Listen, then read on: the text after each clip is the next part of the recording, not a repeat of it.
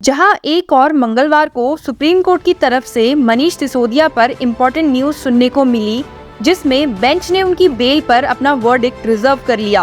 वहीं दूसरी ओर ऐसी ही एक खबर एक और पॉलिटिकल लीडर और आंध्र प्रदेश के former chief minister Chandrababu Naidu के केस में भी सुनने को मिली है। नायडू, जो कि Andhra Pradesh skill development scam में एक्यूज माने जा रहे हैं, सुप्रीम कोर्ट उनकी एफआईआर क्वैशिंग प्ली को सुन रहा है। इस केस में अब तक सुप्रीम कोर्ट बेंच के सामने जो एक बड़ा सवाल सामने आया है, वो प्रिवेंशन ऑफ करप्शन एक्ट के सेक्शन 17A से जुड़ा है, जो कहता है कि किसी भी पब्लिक सर्वेंट के ऊपर इंक्वायरी या इन्वेस्टिगेशन से पहले गवर्नर के प्रायर सैंक्शन लेना जरूरी है।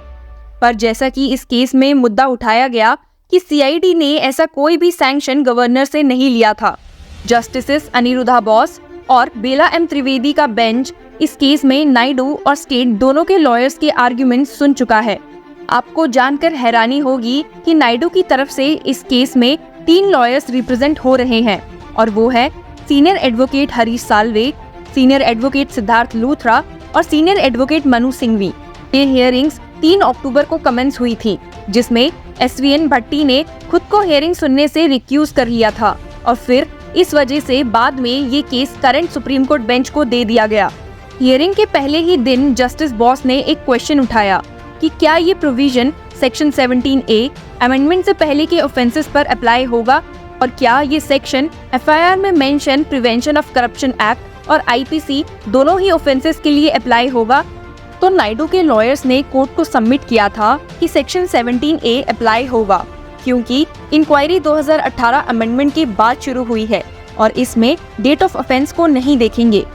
लेकिन इसी के कॉन्ट्ररी स्टेट की तरफ से एडवोकेट मुकुल रोहतगी ने कंटेंट किया कि प्रेजेंट केस में सेक्शन 17A अप्लाई नहीं होता है, क्योंकि जब ये 2018 में इंट्रोड्यूस हुआ था तब तक एलिज्ड ऑफेंस ऑलरेडी कमिट हो चुका था और प्रॉब भी इनिशिएट हो चुका था। इन्हीं हियरिंग्स में ये भी सुनने को मिला कि साल्वे का कहना था कि ये केस नायडू के अगेंस्ट एक पॉलिटिकल वेंडेटा और रिजीम रिवेंज है, और नायडू के लॉयर्स द्वारा ये सबमिट किया गया कि इंक्वायरी 2021 में शुरू हुई है। साथ ही कि नायडू के against prevention of corruption act के charges criminal conspiracy, cheating, fraudery and other charges under the Indian penal code 1860 से सेपरेट नहीं किए जा सकते। ये जवाब तब सुनने को मिला जब उनसे सवाल किया गया कि क्या नायडू के अगेंस्ट क्रिमिनल प्रोसीडिंग्स इनिशिएट की जा सकती है अगर प्रिवेंशन ऑफ करप्शन एक्ट को ड्रॉप किया जाए या वो सरवाइव ना कर पाए।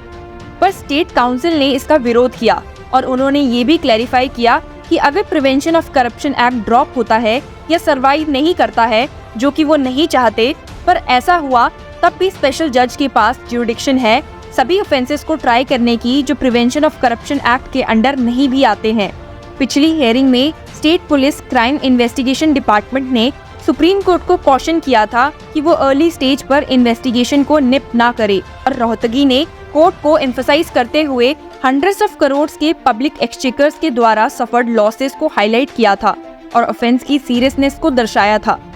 पिटिशनर की एलिगेशंस को रिफ्यूट करते हुए स्टेट काउंसिल ने सबमिट किया था, The number of central agencies examining the issue shows that this is not the state government's vendetta, और उन्होंने बेंच से इस केस में सेक्शन 17A की एप्लीकेबिलिटी पर प्रोस्पेक्टिव एप्लीकेशन पर इंसिस्ट किया, और साथ में he also urged that the allegations could never be remotely be concerned to be a decision, determination or recommendation in discharge of public functions to come within the protective cover of the section.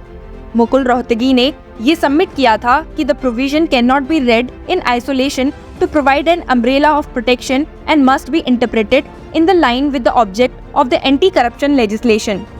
Bench को ये बताते हुए कि section 17A की application सिर्फ तब debate की जा सकती है जब जो जज इस केस को ट्राई कर रहा है वो फैक्ट्स को एग्जामिन करे। उन्होंने कहा कि ऐसे क्वेश्चंस क्वैशिंग पिटीशन में डिसाइड नहीं हो सकते। मंगलवार को ये हेयरिंग फिर से सुनी गई, जिसमें पार्टीज ने अपने रीजॉइंडर दिए। सीनियर एडवोकेट हरीश साल्वे ने कोर्ट से अर्ज किया कि वो 73 ईयर ओल्ड हैं और 40 दिनों से अंदर हैं। वो इंटरिम बेल की रिक्वेस्ट कर रहे हैं और अगर बेंच उनके अगेंस्ट रूल करता है तो वो वापस चले जाएंगे। लेकिन ये bell request Andhra Pradesh state ने स्ट्रांगली रेसिस्ट की, ये कहते हुए कि bail application already trial court में पेंडिंग है जो कि मेरिट्स पे कंसीडर की जाएगी। लेकिन एडवोकेट लूथरा ने कहा, that's not on section 17A. Here we made a specific prayer. We had not closed our rights to seek relief with respect to section 17A. My learned friend, who argued before the trial court, did not even touch the provision because it was subject to adjudication by this court. We are saying that if the remand order is held to be bad, then release has to follow. लेकिन court ने interim bail के against अपना फैसला सुनाया। रोहतगी ने फिर से कहा कि स्पेशल कोर्ट कॉम्पिटेंट होगा to exercise its jurisdiction irrespective of whether the charges under the Prevention of corruption Act are dropped. He stated, today it's a simple case. We are at a very nascent stage. Whether there is discharge or not under any of the acts or sections pressed into service, these issues have not arisen. Does the FIR make out cognizable offences? That's a simple question here. It's good to have a debate, but this is not a case where the stage to have this debate has arisen. The same police is investigating the offences under Prevention of Corruption Act as well as under the other acts. How will the FIR be quashed? This court or a high court should refuse to intervene in this case because section 482 provides for discretionary reliefs which are governed by principles on how such discretion ought to be exercised. Ultimately, the judicial conscience of the court will be shocked by the material placed in the counter affidavit. Therefore, it is not a case where discretion under section 482 of the court ought to be exercised. थोड़ा frustrate होकर उन्होंने bench को कहा कि इनके साथ क्या गलत है। It cannot be argued that Supreme Court should become the court of first instance. पर जस्टिस त्रिवेदी ने स्माइल देते हुए उनसे कहा कि कल आप दूसरी तरफ होंगे, जिसपे मुकुल रोहतगी ने एडमिट किया और कहा कि किसी वजह से ये टेंडेंसी अकर हो गई है। उन्होंने अपने आर्ग्यूमेंट्स को कंक्लूड करते हुए जस्टिस जोसेफ कॉन्करिंग जजमेंट को रेफर किया।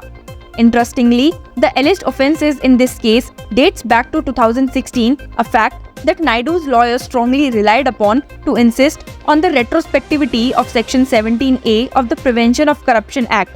Mukul Rohtagi said, "These are thoughts of the judge which have no binding precedence value because it was neither raised in the first instance nor commented on by the other two judges. Besides this, on merits, it's wrong in my respectful submission. Section 17A cannot be a bar when the investigation is ordered by this court. But the learned judge held that even the Supreme Court is helpless." दोनों पक्षों के argument सुनने के बाद bench ने farmer Andhra Pradesh chief minister Chandrababu Naidu के इस case में अपना वर्डिक्ट रिजर्व कर लिया है और उनकी इंटरिम बेल की मांग को डिक्लाइन कर दिया है। एक और स्कैम में एक्यूज्ड चंद्रबाबू नायडू को फ्राइडे तक अरेस्ट होने से बचाव देते हुए सुप्रीम कोर्ट ने उनकी एंटीसिपेटरी बेल हियरिंग इन फाइबरनेट स्कैम को एडजर्न कर दिया है। आपको याद होगा कि पिछली हियरिंग पर कोर्ट ने स्टेट को उन्हें अरेस्ट करने पर रोक लगाई थी, जब एडवोकेट लूथरा ने सबमिट किया था that he is on a merry go around after his initial arrest in the skill development scam case. They are going after him in one case after the another. Mukul Rohatgi ने crime investigation department की तरफ से court को ensure किया कि वो नायडू को 18 अक्टूबर तक अरेस्ट नहीं करेंगे, लेकिन मंगलवार को इस अरेंजमेंट को 20 अक्टूबर तक एक्सटेंड कर दिया गया। Andhra Pradesh skill development scam में टाइम की कमी की वजह से justice Bose told Luthra, let's finish this, we will post the other matter on Friday. तो लूथरा ने बेंच से कंफर्म किया कि क्या कंडीशन सेम है, जिस पे बेंच ने पॉजिटिव रिस्पॉन्स दिया। इन दोनों केसेस में अंजाम क्या होता है ये तो वक्त ही बताएगा। So to know about the cases, keep following Law Chakra.